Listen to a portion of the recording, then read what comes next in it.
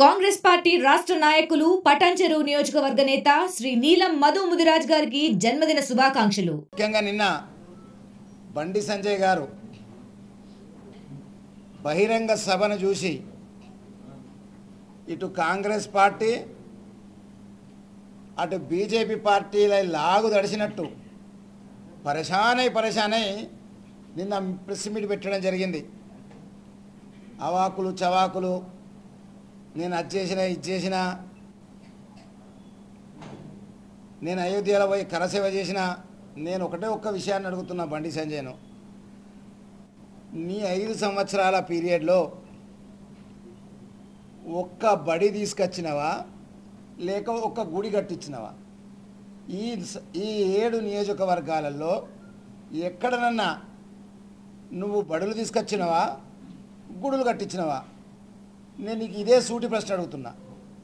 రెండవ విషయం చెప్తున్నా. ఈరోజు ఇదే వినోద్ కుమార్ గారు స్వయంగా టీటీడీ ద్వారా వెళ్ళి కష్టపడి ఆయన మెంబర్ ఆఫ్ పార్లమెంట్ లేకున్నా కానీ స్వయంగా 25 కోట్ల రూపాయలతోటి కలియుగ దైవమైన శ్రీ వెంకటేశ్వర స్వామి గారి మన దేవాలయాన్ని నిర్మించడానికి 25 కోట్లు తీసుకురావడం జరిగింది. మరి దీని గురించి ఎందుకు మాట్లాడవు? నీకు బడి తెలియదు, నీకు గుడి తెలియదు, కట్టాలనే సోయి లేదు, పనిచేయాలని సోయి లేదు. మరి ఎట్లా? నేను ఈరోజు బండి సంజయ్ అడుగుతాను, నీ 5 సంవత్సరాల పీరియడ్లో ఐఐటి ఎందుకు రాలేదు? ఎందుకు తీసుకురాలేకపోయినావు? మరి ప్రధానమంత్రి మీయోడే, ప్రభుత్వం మీదే, మరి ఎందుకు తీసుకురాలేదని నేను ఈరోజు ప్రశ్నిస్తున్నా. దానికి సమాధానం చెప్పవా? మూడో విషయం చెప్తున్నా నీకు. నేను మెడికల్ కాలేజీలు 32 జిల్లాలకు గౌరవ ముఖ్యమంత్రి వర్యులు ప్రతి జిల్లాకు ఒక మెడికల్ కళాశాల ప్రభుత్వం అందించారు. మరి నువ్వెందుకు తీసుకురాలేకపోయినావు? సెంట్రల్కి వెళ్ళి నువ్వు కూడా 32 మెడికల్ కాలేజ్ తీసుకురావాలంటే కదా, నీకుంది కదా అధికారం. నేను ఈరోజు ప్రశ్నిస్తున్నా, సంజయ్ గారు మీరు సమాధానం సూటిగా చెప్పాలి. మిమ్మల్ని రాష్ట్ర అధ్యక్షునిగా ఎందుకు తొలగించిండ్రు? మీరే మీ సమావేశాలు చెప్పిండ్రు, నేను నా భార్య పుస్తల తాడు నమ్మి కూడా ఎన్నికల నామినేషన్ వేసిన అని. మరి నేను ఈరోజు నిన్ను అడుగుతున్నా, నేను 100 కోట్ల 1000 కోట్లు ఎక్కడికి వచ్చినాయి? మిమ్మల్ని పార్టీ ఎందుకు రాష్ట్ర అధ్యక్షుని తొలగించడం జరిగింది? ఇది నా సూటి ప్రశ్న. దయచేసి మీరు సమాధానం చెప్పాలి. ఎందుకు తొలగించారు? ఏదో కారణం ఉండాలి కదా. అకారణంగా అయితే ఎవరిని తొలగించలే కదా. భారతదేశంలో ఉన్న అందరిని తొలగించారు, అప్పుడు నీవు తొలగించారు, నీ టైం అయిపోయిందంటే ఒక మాట. మధ్యనే తొలగించినందుకు మరి ఏది సందేశం ఇస్తుండ్రు? కాబట్టి మీరు సమాధానం చెప్పవలసిన బాధ్యత మీ పైన ఉంది. నేను ఇదో ఒక మాట చెప్తున్నా, బండి సంజయ్కు తాపకు మేము మీటింగ్ పెట్టుడు, తాపకు నువ్వు మీటింగ్లో ప్రెస్ మీట్ పెట్టి మమ్మల్ని ఖండించడు.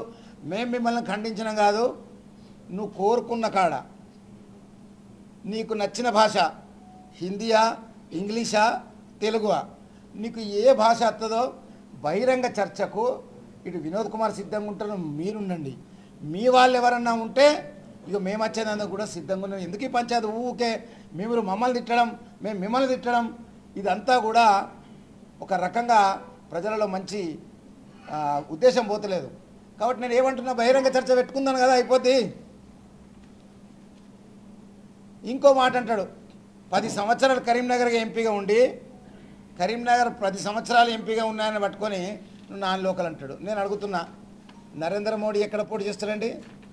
గుజరాత్ అనేది పోటీ ఎక్కడ చేస్తాడు? వారణాసిలో. రాహుల్ గాంధీ ఎక్కడ? ఉత్తరప్రదేశ్. పోటీ ఎక్కడ చేస్తాడు? కేరళలో. అదంతెందుకు, మీ అరవింద్ గారు ఆయన సొంత నియోజకవర్గం ఏంది? నిజామాబాద్. ఎక్కడ పోటీ చేసిండని ఆయన పార్లమెంటు నియోజకవర్గంలో కొరుట్లలో పోటీ చేసిండు. నేను అంటున్నా, మొదటగా వినోద్ కుమార్ గారు ఎంపీగా అయినప్పుడు ఈ జిల్లాలో కమలాపురం ఉండే, కమలాపూర్కు ప్రతినిధి వహించిండు, ఈ జిల్లాకు వహించిండు ఆయన.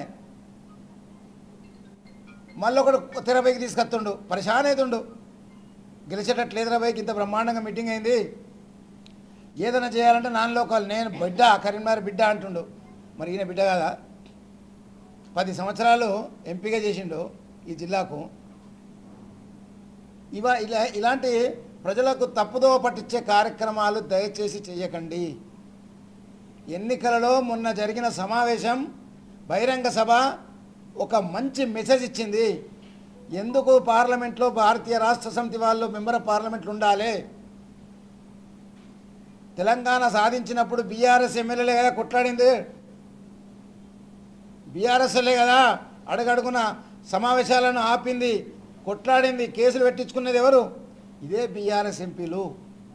106 సార్లు మాట్లాడినప్పుడు 106 సార్లు కూడా అయితే తెలంగాణ అంశం ఉంటుంది, లేకపోతే మాత్రం అభివృద్ధి ఉంటుంది. వినోద్ కుమార్ గారి స్పీచ్లో ఎప్పుడు రజవీ లెక్క మాట్లాడు, కేసీఆర్ అంటే రజవీ అని పార్లమెంట్లో మాట్లాడే భాషన అది. భాషను ఆయననే మాట్లాడతాడు, ఆయననే అంటాడు.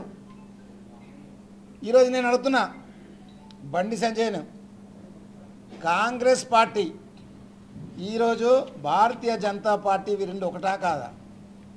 నువ్వు దాని సమాధానం చెప్పాలి. మీకు రేవంత్ రెడ్డికి చీకటి ఒప్పందం ఉందా లేదా?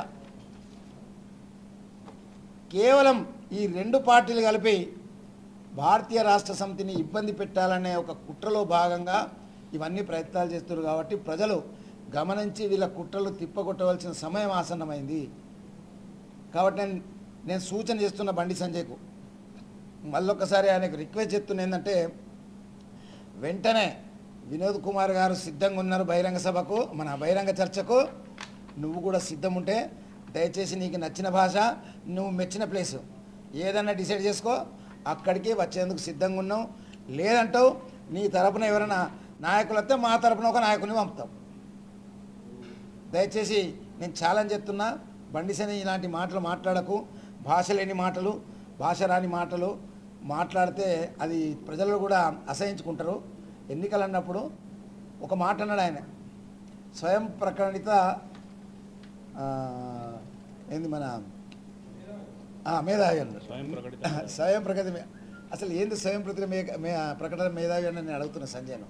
దాన్ని పూర్తిగా వివరంగా చెప్తే నేను చాలా ఆనందపడతా. అసలు నీకు స్వయం ప్రకటిత మేధావి అని అసలు నీకే తెలియదు దాని మీనింగ్ ఏందో. కేవలం బహిరంగ సమావేశం బహిరంగంగా జరిగిందనే ఉద్దేశంతో ఇవన్నీ అక్కరాని మాటలు, తప్పుడు మాటలు, నిజాన్ని అబద్ధం చేసి ఏదో జిమ్మిక్కి చేయడం, ఇవన్నీ కూడా చెల్లై ప్రజలందరూ కూడా చాలా స్పష్టంగా ఉన్నారు. రాబోయే రోజుల్లో భారతీయ రాష్ట్ర సమితి బ్రహ్మాండమైన మెజార్టీతోటి గెలవబోతుంది. అందరికి కూడా నేను సమావేశానికి వచ్చిన ప్రజలందరికీ మళ్ళొక్కసారి మీ ద్వారా నేను ధన్యవాదాలు చెప్తున్నా. జై తెలంగాణ. మరిన్ని వీడియోస్ కోసం ఛానల్ ని సబ్స్క్రైబ్ చేయండి, లేటెస్ట్ అప్డేట్స్ కోసం వాట్సాప్ ఛానల్ ని ఫాలో చేయండి, అండ్ లింక్ డిస్క్రిప్షన్ లో ఉంది.